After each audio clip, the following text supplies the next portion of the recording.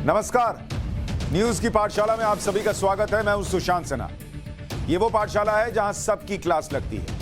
खबर का हर चैप्टर विस्तार से खुलता है, इतने विस्तार से कि आप यहां से निकलें तो खबर के मास्टर होकर निकलें। और ये न्यूज का फैमिली शो है, इसलिए बच्चों को भी बुलाइए, उनको भी दिखाइए। गारंटी मेरी है कि खबर उनको समझ में आएगी। तो आइए शुरू करते हैं आज की पाठशाला।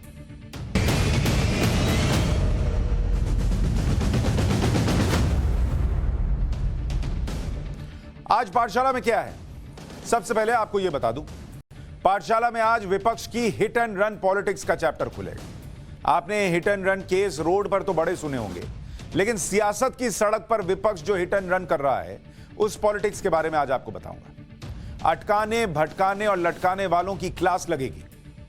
राहुल गांधी अब जिस भाषा का इस्तेमाल कर रहे हैं, वो गाली से कम नहीं है। राहुल गांधी गाली देने पर क्यों उतर आए? पीएम मोदी के साइलेंट वोटर्स वाला चैप्टर भी आपके सामने रखूंगा। और आखिर में मां का मोबाइल वर्सेस मां की ममता, इस पर भी एक चैप्टर लेकर आऊंगा। तो शुरुआत करते हैं आज की पाठशाला की, और सबसे पहले पॉलिटिकल साइंस की क्लास।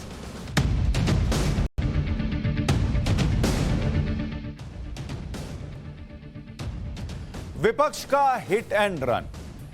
आपने सड़क पर टक्कर मारी और भाग गए, इसको हिट एंड रन कहते हैं। विपक्ष का हिट एंड रन क्या है, वो आपको देखना चाहिए और समझना चाहिए। अगर हम यहां आपको दिखाएं कि क्यों हम ये हिट एंड रन कह रहे हैं, क्योंकि एक के बाद एक ऐसी चीजें हो रही हैं जो कि आपको ये सोचने पर मजबूर करती हैं कि विपक्ष कर क्या रहा है। विपक्ष जो है वो मुद्दों को हिट कर रहा है और भाग जा रहा है, जिसको सरल भाषा में आप कहिए कि कट लेना कहते हैं। वो कट लेने वाली बात हो रही है। तो ये क्यों हो रहा है बार बार, इस पर आज हम चर्चा करेंगे। जैसे अगर आप अलग अलग मुद्दों को देखें, media, phone tapping, Instagram account hack करना, आयकर छापे, ये तस्वीर आप देखिए, ये विपक्ष का हिट एंड रन है। जैसे फोन टैपिंग का मसला उठा दिया और उस पर अपना जितना बोलना था बोले, कोई सबूत नहीं दिया और हिट एंड रन, अपना निकल लिए, गाड़ी निकल गई उनकी। इंस्टाग्राम अकाउंट हैक कर लिया प्रियंका वाड्रा के बच्चों का, बोल दिया, हिट एंड रन केस, निकल लिए। अब उसमें आप, हमारे यहां बिहार में कहते हैं, उजराए रहिए, फंसे रहिए। आयकर छापे जो है वो सरकार कर रही है चुनाव जीतने के लिए, बोला, आरोप लगाया, निकल रहे। कल भी आपको दिखाया था कि देश में कितने चुनाव होते हैं। ऐश्वर्या राय और ईडी से पूछताछ का कनेक्शन है, क्योंकि उनकी सासू मां जो है वो समाजवादी पार्टी से, बोला, अपना निकल लिए। लिंचिंग को लेकर राहुल गांधी ने कह दिया कि 2014 के पहले जो है लिंचिंग सुना ही नहीं था। 84 में क्या हुआ था, खैर वो अलग बात है। चुनाव सुधार बिल आया, उसको हिट एंड रन, आरोप लगाए, अपना निकल लिए। ये आप कर क्या रहे हैं? शादी की उम्र 21 साल की गई, उसमें हिट एंड रन, अपने गाड़ी ठोकी, निकल लिए। कश्मीर डिलिमिटेशन, वहां पर स्थिति बदलने की कोशिश हुई, विपक्ष की गाड़ी आई, धक्का मारी, अपना निकल लिए। और ये धक्का ऐसे मारते हैं कि बस अब मामला जो है वो गड़बड़ा जाए, आप इस पर चर्चा ही ना करें, फंसा के छोड़ दीजिए। मीडिया को भी ये लोग टारगेट कर रहे हैं आजकल। और मीडिया की बात क्यों कर रहा हूं? राहुल गांधी आजकल बहुत गुस्से में। सिर्फ जया बच्चन का बीपी हाई नहीं है, राहुल गांधी का भी आजकल बीपी हाई रहता है। उनका गुस्सा आज मीडिया पर फिर निकला। राहुल गांधी के लिंचिंग वाले ट्वीट पर, जो उन्होंने एक ट्वीट कर दिया था कि 2014 के पहले लिंचिंग शब्द ही नहीं सुने थे, एक पत्रकार ने उनसे सवाल कर लिया। राहुल गांधी इस पर भड़क गए, और भड़क कर क्या बोला, एक बार देखिए, फिर आगे की बात। प्रधानमंत्री उस मंत्री के बारे में कुछ नहीं करते हैं। मैं जानता हूं कि जैसे ही मैं यहां ये बोलना बंद करूंगा, आप लोग कोई ना कोई दूसरे सवाल पूछोगे, अटेंशन डाइवर्ट करने के लिए।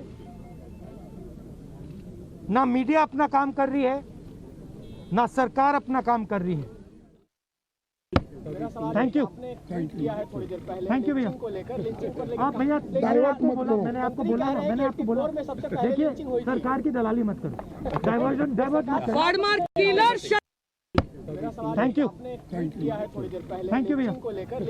आप भैया, मैंने आपको बोला, देखिए, सरकार की दलाली मत करो, डाइवर्ट मत करो।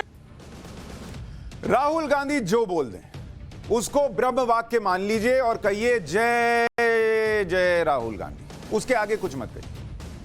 उनसे कोई सवाल मत कीजिए, उनको पसंद नहीं आता है।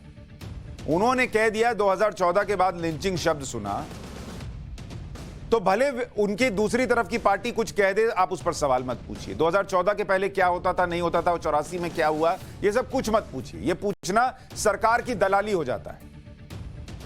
राहुल गांधी जो है बस वही अच्छा काम कर रहे हैं। बोले ना कि ना सरकार अच्छा काम कर रही है, ना मीडिया अपना काम कर रही है, सब काम यही कर ले रहे हैं। इतना काम कर ले रहे हैं कि इनकी पार्टी जो है वो पिछले बार 40-42 सीट पर थी, इस बार 50-52 सीट पर है। चुनाव पे चुनाव हारते हैं। अरे आप अपना काम कीजिए ना, दूसरों का काम क्यों गिनाते हैं? इनसे जैसे ही सवाल पूछ लीजिए, इनको एकदम से आग लग जाती है। इनको आदत रही है, इस तरीके के लोगों की आदत रही है। भाई इंदिरा गांधी भी चाहती थी मीडिया कंट्रोल हो, इसलिए इमरजेंसी लाई थी। हालांकि राहुल गांधी उस जमाने में होते तो राहुल गांधी का तो आइडिया बढ़िया था, इमरजेंसी की जरूरत ही नहीं थी। उनसे कोई पूछता इंदिरा गांधी से कोई सवाल, तो राहुल गांधी बगल में खड़े होकर उस जमाने में कह देते सरकार आप दलाली कर रहे हैं, काम खत्म हो जाता है, जरूरत ही नहीं पड़ती इमरजेंसी लाने की। अच्छा, राहुल गांधी लगातार मीडिया को टारगेट कर रहे हैं। इससे पहले भी राहुल गांधी ने सवाल पूछने पर मीडिया को टारगेट किया था। सवाल किया गया था कि संसद नहीं चल रहा है, तो उन्होंने पत्रकार से कहा था कि आप सरकार के लिए काम करते हैं क्या? 3 बार पत्रकार से यही बात कही। एक बार सुनिए, वो वाली बाइट भी सुनिए। राहुल जी, सरकार का कहना है कि हाउस ऑर्डर में नहीं आता है, तो इस वजह से डिस्कशन नहीं हो रही है। हम हर चीज पे चर्चा करने के लिए। आप सरकार के लिए काम करते हैं क्या? नहीं, सरकार आप सरकार के लिए काम करते हैं? मैं जवाब दे रहा हूँ आपके सरकार आपका, क्या आप सरकार के लिए काम करते हैं? नहीं, मैंने जवाब देने दो। आप सरकार के लिए काम करते हैं क्या? हाउस को ऑर्डर में रखने का किसकी जिम्मेदारी होती है? ऑपोजिशन की नहीं होती है, सरकार की होती है। ये लोग फ्रीडम ऑफ एक्सप्रेशन की बात करने वाले लोग हैं, अभिव्यक्ति की आजादी की बात करने वाले लोग हैं, और इनको एक सवाल बर्दाश्त नहीं होता है। ये इनका फ्रीडम ऑफ एक्सप्रेशन है। बतौर पत्रकार हम लोग कई बार जाते हैं, सरकार के नेताओं से, मंत्रियों से सवाल पूछना हो तो कहते हैं विपक्ष ये कह रहा है, आपका क्या जवाब है? वैसे राहुल गांधी से पूछा गया कि सरकार ये कह रही है, तो कह रहे हैं आप सरकार के लिए काम करते हैं, और कह रहे हैं कि संसद चलाना सरकार का काम है। बिल्कुल सही कह रहे हैं, संसद चलाना सरकार का काम है, लेकिन टेबल पर चढ़कर नाचना भी सांसदों का काम नहीं है। चेयर की तरफ कागज फेंकना भी सांसदों का काम नहीं है। मंत्री उठकर बयान दे रहे हो तो हाथ से पेपर छीन लेना, यह भी सांसदों का काम नहीं है। और ये कीजिएगा तो निलंबन होगा, तो उसमें आपको जवाब देना पड़ेगा, और माफी मांग लेते तो शायद ये नहीं होता। ये पूछना हमारा काम है। आपसे भी पूछेंगे, सरकार से भी पूछेंगे। और राहुल गांधी जी, इतनी मिर्ची आपको लगती है तो उस मिर्ची की आदत डालिए, क्योंकि हमारे जैसे पत्रकार ये पूछेंगे। इसको सरकार के लिए काम करना नहीं, इसको जनता के लिए काम करना बोलते हैं। जो पब्लिक के मन में सवाल है कि संसद में हमारा आपका पैसा जाता है, क्यों काम नहीं करते आप लोग, यह पूछना हमारा काम है। 19 दिसंबर को राहुल गांधी ने एक ट्वीट किया था, और यह ट्वीट क्या था, यह पढ़िए। इन्होंने लिखा, दुखद, कई मीडिया साथी सिर्फ एक व्यक्ति का चेहरा दिखाते हैं, विपक्ष की आवाज दबाते हैं, जनता तक नहीं पहुंचने देते। क्या उस व्यक्ति ने कभी आपके लिए आवाज उठाई? आपको जो सही लगे करिए, लेकिन आपके खिलाफ अन्याय, हिंसा होगी तो मैं पहले भी आपके साथ था, आगे भी रहूंगा। इस ट्वीट का कोई मतलब रह गया राहुल गांधी के व्यवहार के बाद? सोच के बताइएगा। राहुल गांधी की बहन है प्रियंका वाड्रा। एक बार एक पत्रकार ने उनसे सवाल पूछ लिया था, तो प्रियंका वाड्रा के सहयोगी, और वीडियो है, सोशल मीडिया पर है, उस पत्रकार को क्या नहीं बोल दिया प्रियंका वाड्रा के सामने, धमकी पे धमकी दे दी थी। तब राहुल गांधी नहीं आए थे उसको बचाने के लिए। राहुल गांधी पत्रकारों को सरकारी दलाल कह दें, कुछ कह दें, वो चल सकता है, और इनका दुख यह है कि इनको दिखाया नहीं जाता। अरे आप जो बोलते हैं दिखाया जाता है, उसका सिर पैर हो, बेसिर पैर का हो, वो भी दिखाया जाता है। आपने मीडिया को दलाल बोल दिया, यह भी दिखाया जा रहा है। आप लोग वहां पर प्रदर्शन कर रहे हैं, यह भी दिखाया जा रहा है। आप पानी में कूद जाते हैं और आपके सिक्स पैक एब्स को देखकर आपके समर्थक लोग जो है वो खुशी से झूमते हैं, यह भी दिखाया जाता है। आप पुशअप लगाते हैं, यह भी दिखाया जाता है। जनरल रावत के अंतिम संस्कार के दिन प्रियंका वाड्रा जो है वो आदिवासियों के साथ नृत्य करती है, यह भी दिखाया जाता है। लेकिन आपको तकलीफ यह है कि जो आप चाहते हैं दिन भर, वही क्यों नहीं दिखाया जाता? उसके लिए या तो आपको इंतजार करना होगा कि आप सत्ता में आए और इमरजेंसी लगा दें। उतना इंतजार तो करना पड़ेगा सर। इमरजेंसी लगाइएगा, फिर भी हम लोग तो बोलेंगे। आपके आसपास के जो पत्रकार है मुझे नहीं पता, हम लोग तो बोलेंगे। क्या कीजिएगा? अरेस्ट करवाइएगा और क्या कीजिएगा? लेकिन जब तक ये लोकतंत्र है, सवाल तो पूछे जाएंगे राहुल गांधी। और आप तो शुक्र मनाइए, आपसे ये सब नहीं पूछा गया कि आप 10 अलग अलग रैली में राफेल में कितना घोटाला हुआ, इसका अलग अलग डेटा क्यों बताते थे। आप तो ये शुक्र मनाइए राहुल गांधी जी कि आपने सुप्रीम कोर्ट के अंदर जो कहा और उसके बाद जो माफी मांगनी पड़ी आपको, उस पर किसी ने आपसे ग्रिल करके सवाल जवाब नहीं किए। कितने ही मुद्दों पर आप फैक्ट पर नहीं बोलते, गलत फैक्ट्स रखते हैं, उस पर भी आपसे कोई सवाल आजकल नहीं पूछा जाता। इतना सब पूछ लिया गया तो आप दिल में ना, थोड़ा पेशेंस रखिए। सही है, नेता का दिल बड़ा होना चाहिए, इधर लेना सीखिए। ये सब करके अपना नुकसान कर रहे हैं, हमारा कोई नुकसान नहीं है। पॉलिटिक्स के हिट एंड रन में छोड़िए राहुल गांधी को। अगला नंबर प्रियंका वाड्रा का है।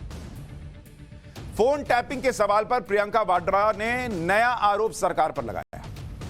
उन्होंने कहा फोन टैपिंग छोड़िए, मेरे बच्चों के इंस्टाग्राम अकाउंट हैक किए जा रहे हैं। सुनिए एक बार। फोन टैपिंग सरकार कर रही है, ईडी के और जो है छापे डाले जा रहे हैं। फोन टैपिंग छोड़िए, मेरे बच्चों के इंस्टाग्राम के अकाउंट भी हैक कर रहे हैं। तो सरकार के पास और कुछ काम नहीं है क्या? सरकार के पास और कुछ काम नहीं है, बताइए।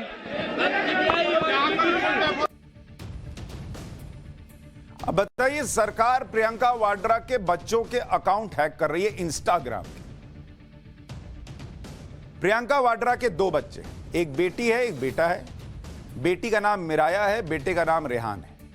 रेहान वाड्रा फोटोग्राफर हैं, मिराया बास्केटबॉल खेलती हैं। इंस्टाग्राम पर रेहान का वेरीफाइड अकाउंट है। मिराया के नाम से हमने ढूंढा तो 2 इंस्टा अकाउंट मिले, वेरीफाइड नहीं थे, तो हमें नहीं पता कौन सा सही है। लेकिन जो चीज वो इंस्टाग्राम पे डालते हैं वो तो इंस्टाग्राम पे है ही है। और उनके बच्चों का अकाउंट हैक करके किसको क्या मिलेगा? और ये वो दौर है जिसमें प्रधानमंत्री का ट्विटर अकाउंट कॉम्प्रोमाइज हो गया था, उनके खुद की वेबसाइट हैक हो गई थी। कुछ दिन पहले हम पत्रकारों का ट्विटर अकाउंट हैक करने की कोशिश हुई थी, विदेश से की गई थी। तो ये इंटरनेट की दुनिया में तो चलता ही है, लेकिन ये सरकार करा रही है, प्रियंका वाड्रा के बच्चों के अकाउंट हैक कर रही है इंस्टाग्राम के। कोई तो सबूत दीजिएगा कि ऐसे ही हिट एंड रन मारा और चलते बने, अब तुम देख लो अपना। हमने रॉबर्ट वाड्रा से भी बात की, प्रियंका वाड्रा के पति से। उन्होंने कहा प्रियंका सही कह रही, बिना सबूत कोई बात करती ही नहीं। बच्चों के सोशल मीडिया अकाउंट हैक हो रहे हैं और इस पर लीगल एक्शन लिया जाएगा। एक बार रॉबर्ट वाड्रा को सुनिए। रॉबर्ट, प्रियंका ने आज एक बड़ा आरोप लगाया, एक गंभीर बात उन्होंने कही। उन्होंने कहा कि उनके बच्चों के जो इंस्टाग्राम है उसको हैक करने की कोशिश की जा रही है। एक बड़ा आरोप है ये। उस समय जब एक निजता को लेकर पार्लियामेंट से लेकर कांग्रेस हर जगह सरकार को घेरने की कोशिश कर रही है, पेगासस का मुद्दा है, और उस बीच में प्रियंका गांधी का ये कहना कि उनके बच्चों का इंस्टाग्राम हैक हो रहा है। क्या इस बाबत आपके पास कोई जानकारी है? देखिए, हम कभी भी अपने बच्चों को किसी चीज के लिए इस्तेमाल नहीं करेंगे, कभी ना की है ना करेंगे।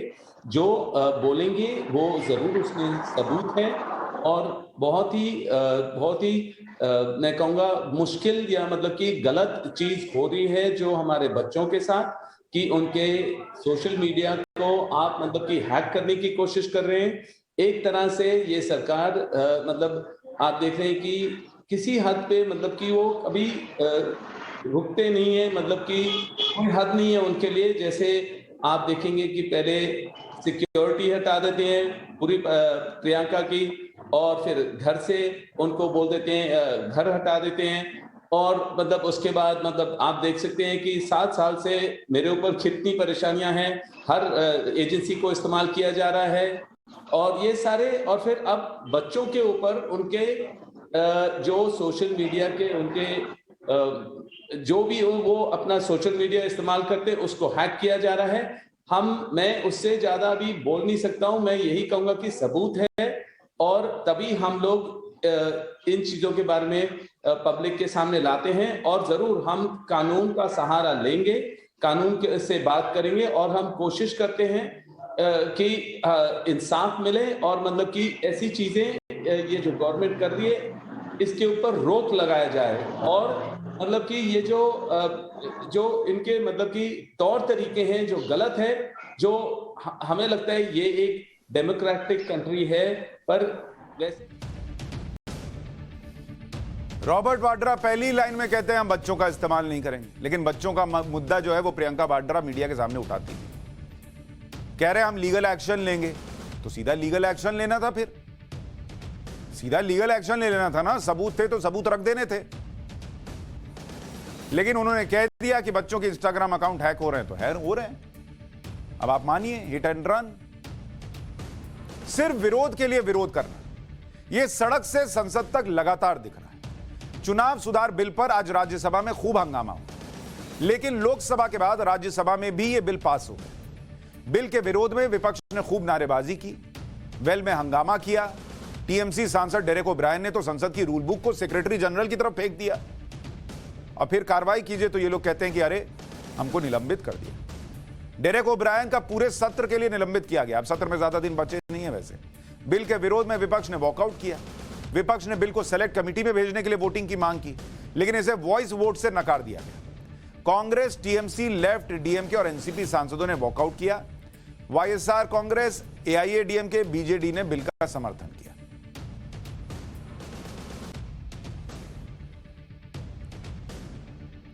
चुनाव में वोट देना एक लीगल अधिकार है, और इसलिए ये जो आधार एक्ट है इसके लेजिस्लेटिव कॉम्पिटेंस के बियॉन्ड है। इसलिए हम इस विधेयक की इंट्रोडक्शन का विरोध करते हैं और मंत्री जी से ये दरखास्त करते हैं कि इस बिल को वापस किया जाना चाहिए, because it is beyond the legislative competence of the government too. Draconian कानून आ रहा है जो पूरे देश के गरीब लोगों को, जिनके पास आधार कार्ड नहीं होगा, वो वोट नहीं डाल सकेंगे। इनका मंशा सिर्फ यही है और कुछ नहीं है, इसलिए मैं इसका विरोध करता हूं। और इसके अलावा ऐसे सदन में ये पास कर रहे हैं जो अव्यवस्थित है, और हमारे बहुत सारे लोग अब आखिरी दिन ही उनको बुला लेते, तो कम से कम अपना मत तो व्यक्त कर देते। इस बिल पर आई अपोज दिस बिल पूरी तरीके से। Thank you.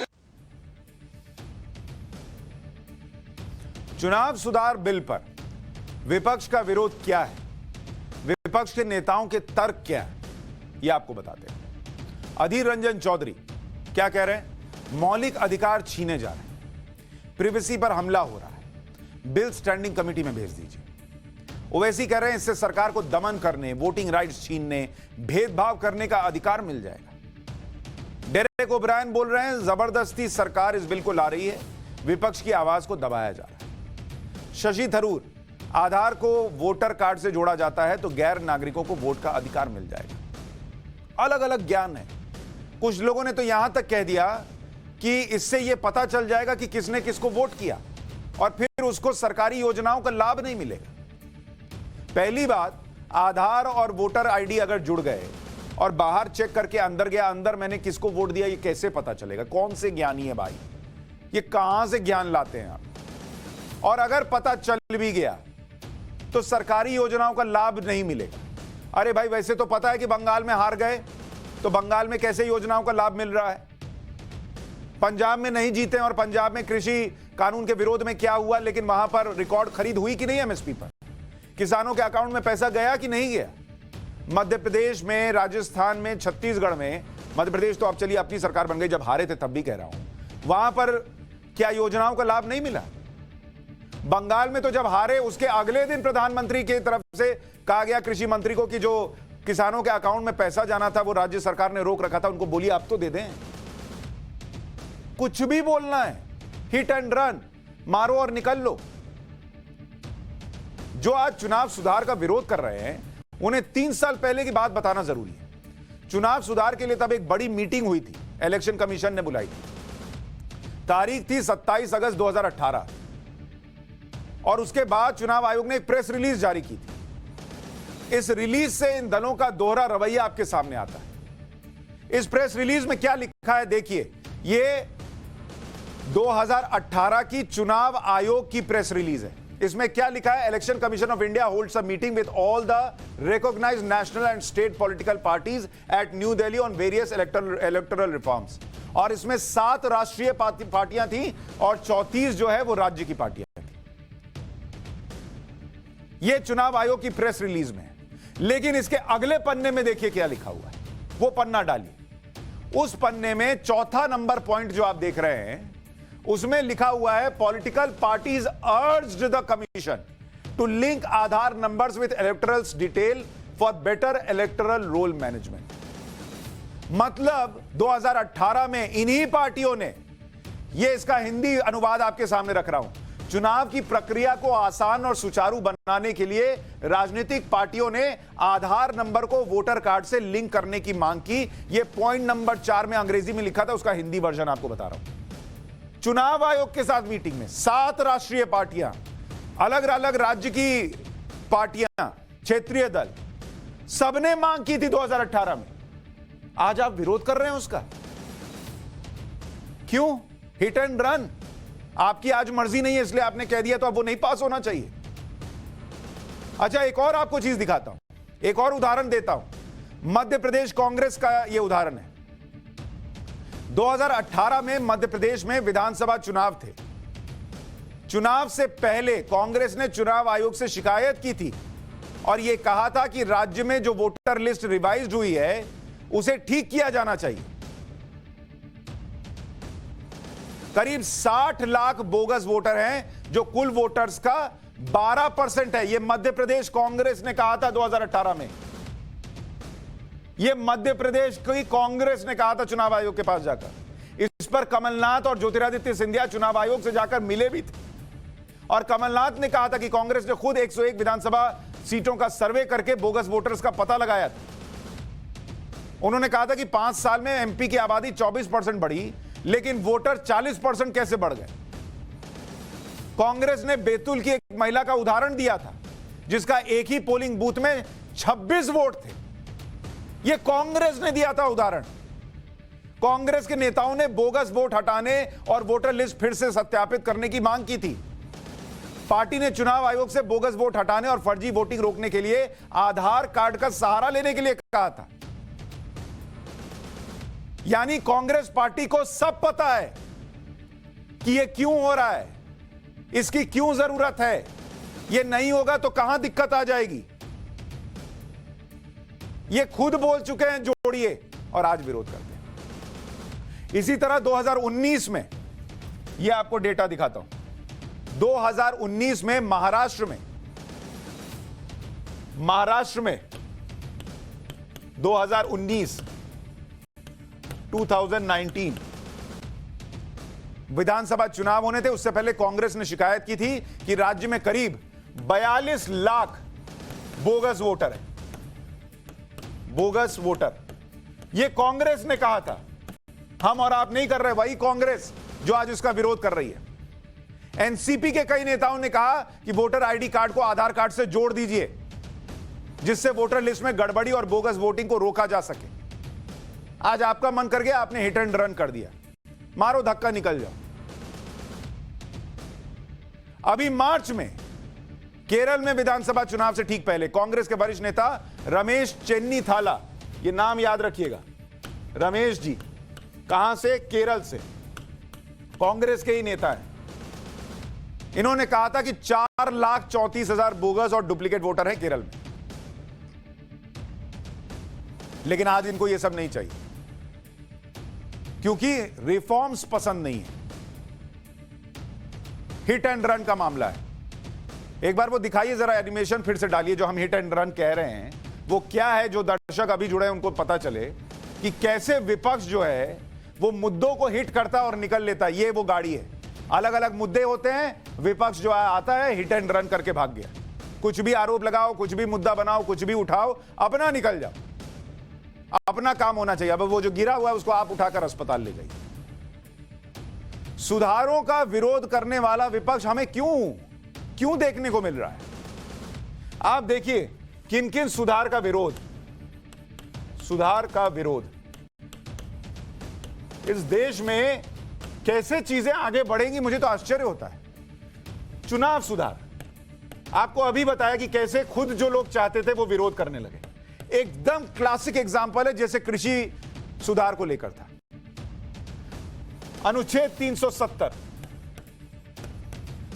देश में इतने दिन से था कि इसको हटाना है, लेकिन विरोध हो रहा है। 3 तलाक,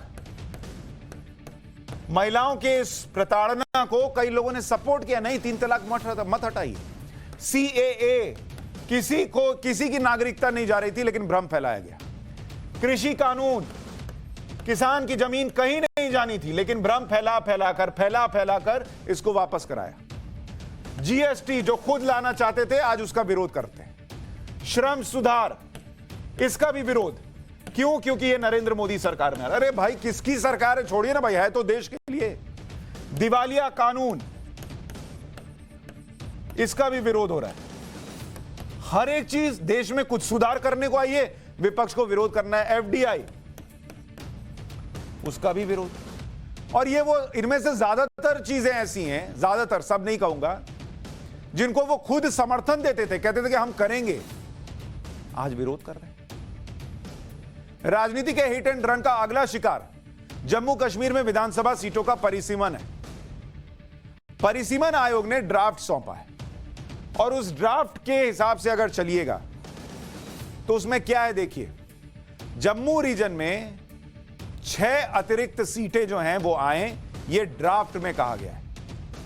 जम्मू और कश्मीर में एक रीजन जम्मू हो गया, दूसरा कश्मीर हो गया, तो जम्मू रीजन में 6 अतिरिक्त सीटें जोड़ी जानी चाहिए, यह ड्राफ्ट कह रहा है।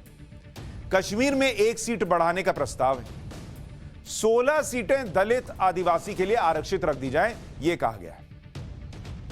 अब इसमें भी लोगों के पेट में दर्द हो गया।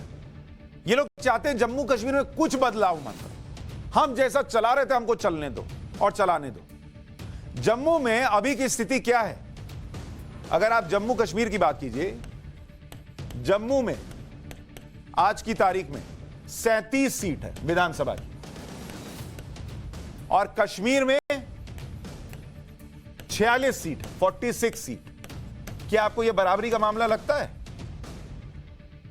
परिसीमन के बाद जम्मू में कितनी हो जाएंगी? 43 सीट और कश्मीर में हो जाएगी 47। यहां 1 सीट बढ़ रही है। अब इस 43 सीट के होने का मतलब क्या है, यह अभी आपको बताऊं। उससे पहले उमर अब्दुल्ला को सुनिए, महबूबा मुफ्ती को सुनिए, दोनों भड़क गए। उमर अब्दुल्ला ने ट्वीट किया और आरोप क्या लगाया? उमर अब्दुल्ला ने ट्वीट करते हुए आरोप लगाया कि परिसीमन आयोग की सिफारिशें स्वीकार्य नहीं है। 2011 की जनसंख्या के आधार पर जम्मू को 6 सीटें और कश्मीर को केवल 1 सीट देना ठीक नहीं है। यह निराशाजनक है। ऐसा लग रहा है कि आयोग ने बीजेपी के राजनीतिक एजेंडे के आधार पर अपनी सिफारिश दी है, ना कि आंकड़ों के आधार पर। वैज्ञानिक आधार की जगह यह सिफारिशें राजनीतिक आधार पर दी गई। तो जब 2011 में ही जनगणना हुई तो क्या अब उमर अब्दुल्ला से पूछ लें कि कहां कितनी आबादी और उस हिसाब से करें? महबूबा मुफ्ती का भी दर्द बाहर आया। उन्होंने ट्वीट में लिखा, परिसीमन आयोग के बारे में मेरी आशंका गलत नहीं थी। जनसंख्या की जनगणना की अनदेखी करके और एक क्षेत्र के लिए 6 और कश्मीर के लिए केवल 1 सीट का प्रस्ताव देकर लोगों को एक दूसरे के खिलाफ खड़ा करना चाहते हैं। यह आयोग धार्मिक और क्षेत्रीय आधार पर लोगों को विभाजित करके बीजेपी के राजनीतिक हितों को पूरा करने के लिए बनाया गया। असली गेम प्लान जम्मू कश्मीर में एक ऐसी सरकार स्थापित करना है जो अगस्त 2019 के अवैध और असंवैधानिक फैसलों को वैध बनाएगी। इसमें एक चीज तो आप मानते हैं, महबूबा मुफ्ती का बयान सुनने के बाद आप एक चीज तो मानते हैं कि ये जो 6 सीट बढ़ी और 43 सीट हो गई, इतने भर से इनको लग रहा है कि J&K में किसकी सरकार बन जाएगी। मतलब आप मानते हैं ना कि इतने दिन से जो ये 46 सीट आप लोगों ने पकड़ के रखी थी, इसी के बूते सरकार बना रहे थे। आप जम्मू कश्मीर का प्रतिनिधित्व नहीं कर रहे थे, आप सिर्फ कश्मीर का प्रतिनिधित्व करने की बात कर रहे थे और इस जम्मू को छोड़ दिया। आप खुद कह रहे हैं ना कि ये 43 होते सरकार उनकी बन जाएगी। क्यों? सोचिएगा क्या क्या हुआ है इस देश में। कश्मीर के इन नेताओं को दिक्कत है कि कश्मीर में कम और जम्मू में ज्यादा सीट क्यों बढ़ाई जा रही है। परिसीमन आयोग के ड्राफ्ट के मुताबिक जम्मू इलाके में 6 सीटें बढ़ी और जिन जिलों में एक एक सीट बढ़ाने का प्रस्ताव है उनमें कठुआ है। मैं आपके जरिए आपको दिखाता हूं जम्मू में जहां जहां सीटें बढ़ रही हैं। एक तो कठुआ हो गया, दूसरा उधमपुर है, सांबा है। तो ये कठुआ, सांबा, उधमपुर जो नई 7 सीटें उसमें कुपवाड़ा, किश्तवाड़, राजौरी और डोडा भी शामिल है। अच्छा, ये कठुआ, सांबा और उधमपुर जो देख रहे हैं ये हिंदू बहुल इलाका है। यहां करीब 88% आबादी हिंदुओं की है। डोडा, किश्तवाड़, राजौरी यहां हिंदू आबादी 34 से 45% है। इसके अलावा कश्मीर में जो एक सीट बढ़ेगी उसमें कुपवाड़ा शामिल है। परिसीमन आयोग के ड्राफ्ट के मुताबिक ही अगर सब कुछ हुआ तो जम्मू की राजनीतिक शक्ति बढ़ेगी और इसी से लोगों को तकलीफ है।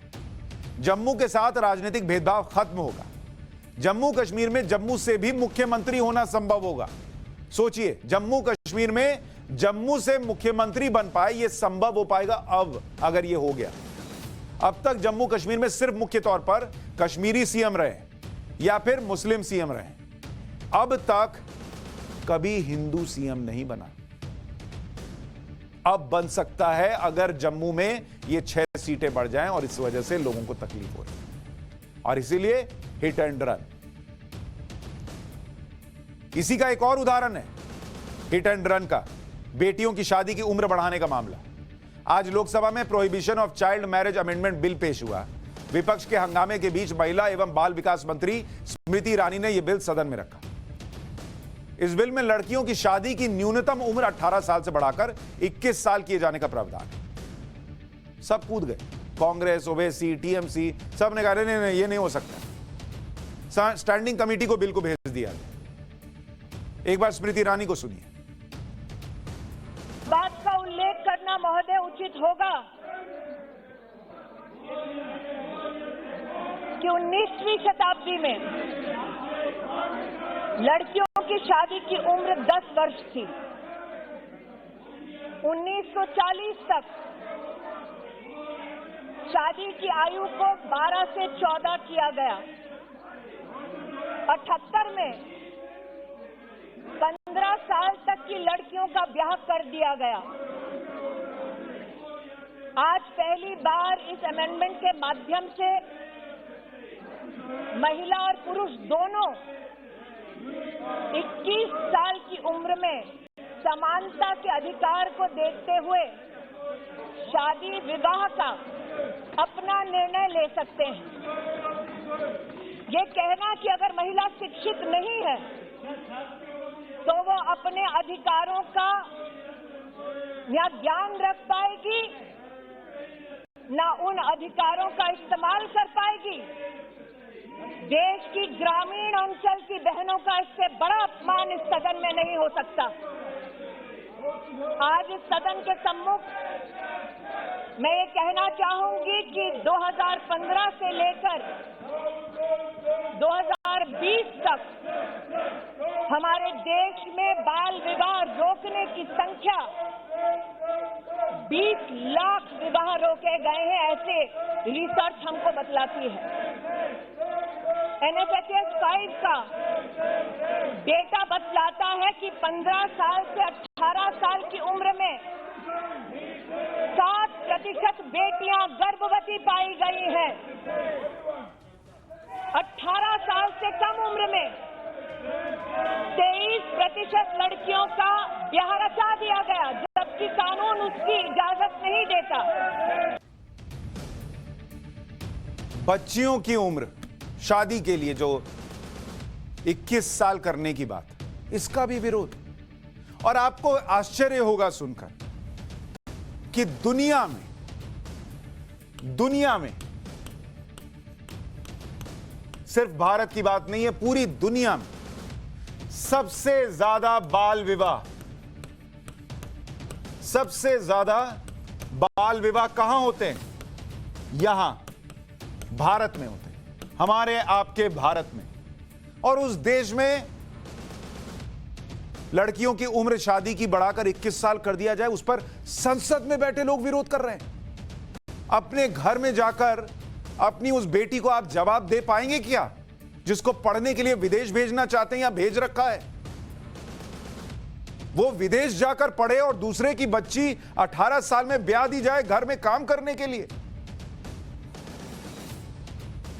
देश में हर साल 15 लाख लड़कियां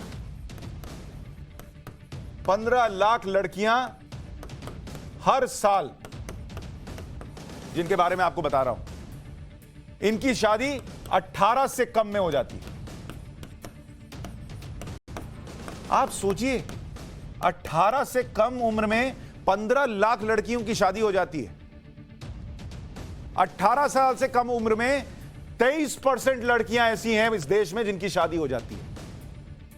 15 से 19 साल की उम्र में करीब 16% लड़कियों की शादी हो जाती है। 15 से 19 के बीच, 2015 से 2020 के बीच 20 लाख बाल विवाह रोके गए। 20 लाख बाल विवाह रोके गए 2015 से 2020 के बीच में। शादी की उम्र 21 साल किए जाने का मकसद यही है कि बेटियों को पढ़ाई करने, आगे बढ़ने, बराबर बनने का मौका मिले। और यही बात प्रधानमंत्री ने कही है।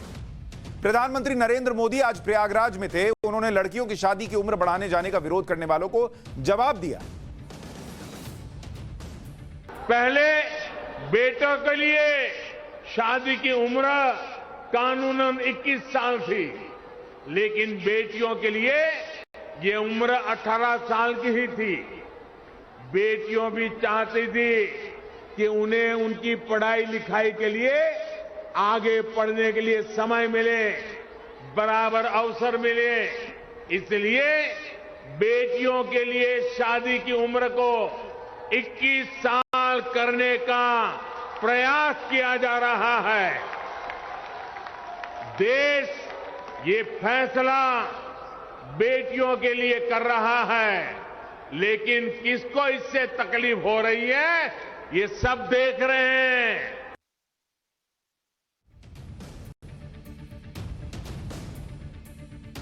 ओवैसी जैसे नेता ये तर्क देते हैं कि 18 साल की उम्र में जब वोट दे सकते हैं, प्रधानमंत्री चुन सकते हैं, तो शादी क्यों नहीं कर सकते? ओवैसी जी, आप भूल गए कि प्रधानमंत्री चुनने और पति चुनने में फर्क होता है। प्रधानमंत्री हर 5 साल में बदल सकते हैं, पति 5-5 साल में नहीं बदलते। ओवैसी जी, आप भूल गए कि प्रधानमंत्री चुनकर अगर आपको पछतावा भी हो तो रोज नहीं पछताना पड़ता, आपकी जिंदगी चलती रहती। पति गलत चुन लें तो रोज उसके साथ नरक भरा जीवन बिताना पड़ता है। सोचिए ओवैसी जी क्या बोलते हैं। विदेश में पढ़कर आए हैं, बहुत आपने लड़कियां देखी होंगी जो 21 साल के बाद ही शादी करती है, करियर बनाती है। उनके बारे में भी सोचिए और यहां भी करिए। पाठशाला में अब पॉलिटिकल साइंस की एक और क्लास।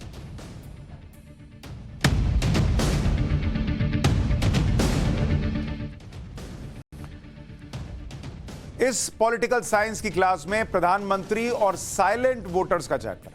आज पीएम मोदी ने प्रयागराज में महिला सेल्फ हेल्प ग्रुप से संवाद किया। पीएम के इस कार्यक्रम में 2 लाख से ज्यादा महिलाएं मौजूद रहीं। पीएम ने महिलाओं के सेल्फ हेल्प ग्रुप के खातों में 1000 करोड़ रुपए ट्रांसफर किए।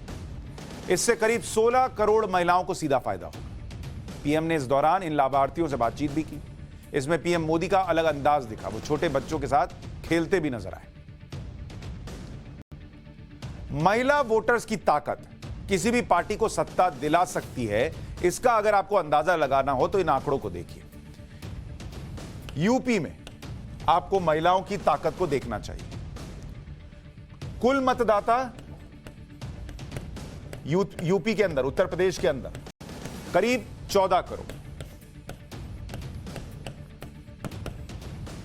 पुरुष मतदाता इसमें कितने हैं? ये करीब करीब मानकर चलिए कि इस 14 करोड़ में से करीब करीब आप मानकर चलिए 7.5 करोड़ ये पुरुष मतदाता है। और महिला मतदाता कितनी है इनमें से? महिला आप जाइएगा तो करीब 6.5 करोड़, 6.5 करोड़।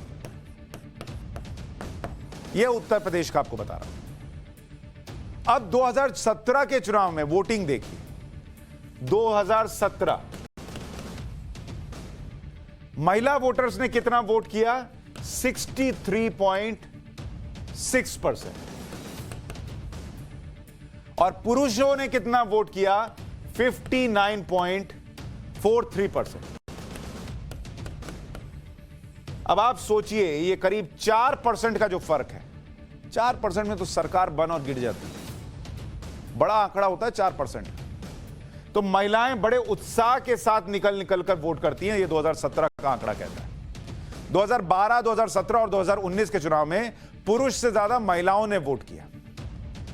2012 का चुनाव था, पहली बार महिला वोटर्स ने पुरुष वोटर्स को यूपी में पछाड़ दिया और करीब 60%, 2012 का देखिए, 60% महिलाओं का और पुरुषों का अगर आप देखिएगा 59%। मतलब पुरुषों से ज्यादा वोट किया महिला वोटर्स ने।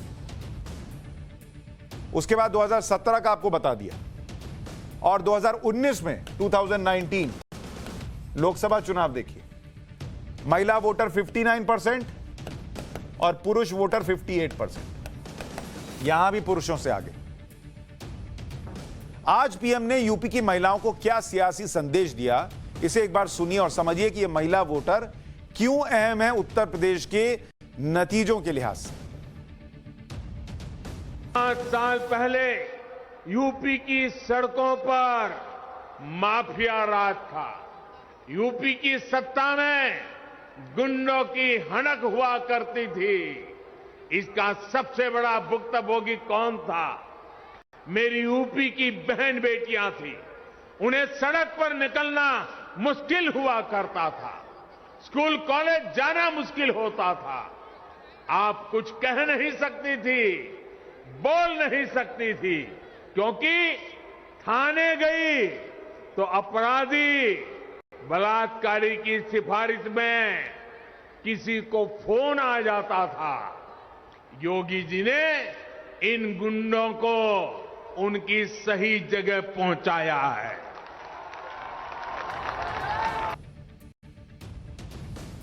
प्रधानमंत्री मोदी और इन साइलेंट वोटर्स का एक मजबूत कनेक्शन है। बिहार चुनाव में इसे देखा भी गया था। बिहार के विनिंग फॉर्मूले को अब यूपी में आजमाया जा रहा है। बिहार में साइलेंट वोटर्स एनडीए की जीत का अहम हिस्सा थे। खुद पीएम मोदी ने जीत का श्रेय तब साइलेंट वोटर्स को दिया था। साइलेंट वोटर्स उन वोटर को कहा जाता है जो राजनीतिक रूप से बहुत ज्यादा एक्टिव नहीं है, वो राजनीतिक वाद विवाद में उलझते ही नहीं है, जिनका राजनीतिक झुकाव किस तरफ है ये पता ही नहीं चल पाता। आमतौर पर महिलाओं और बुजुर्गों को साइलेंट वोटर माना जाता है। ऐसे में जो पार्टी महिला वोटर्स का भरोसा जीत ले उसकी जीत पक्की मानी जाती है। बिहार चुनाव में साइलेंट वोटर्स ने ही बाजी पलटी। साइलेंट वोटर्स पर पीएम मोदी ने 11 नवंबर 2020 को क्या कहा था, एक बार आपको याद दिलाता हूं। अखबारों में चर्चा है साइलेंट वोटर, साइलेंट वोटर। अब उनकी गूंज सुनाने लगी है। बीजेपी के पास साइलेंट वोटर्स का एक ऐसा वर्ग है जो उसे बार बार वोट दे रहा है, निरंतर वोट दे रहा है। ये साइलेंट वोटर्स हैं देश की माताएं, बहनें, महिलाएं, देश की नारी शक्ति।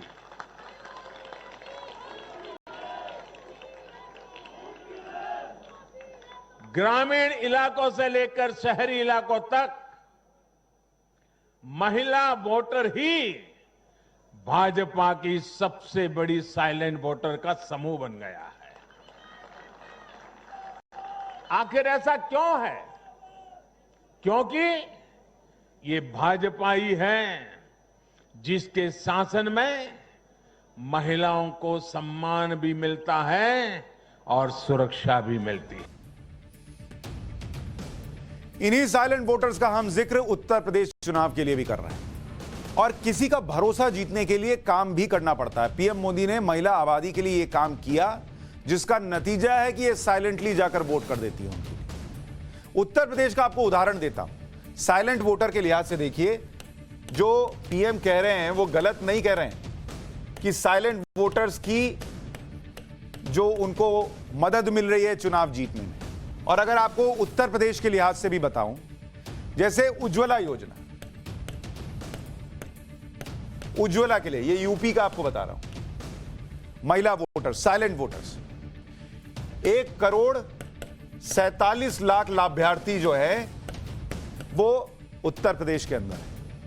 यानी 1,47,00,000 महिलाओं को उज्ज्वला के तहत सिलेंडर मिला। शौचालय, स्वच्छ भारत के मिशन के तहत 1,70,00,000 लोगों को, महिलाओं को एक तरीके से कहिए, क्योंकि पुरुष तो चले जाएंगे कहीं भी शौचालय, महिलाओं के लिए असल दिक्कत होती थी। 1,70,00,000 महिलाओं के लिए शौचालय। पीएम आवास योजना, पीएम आवास,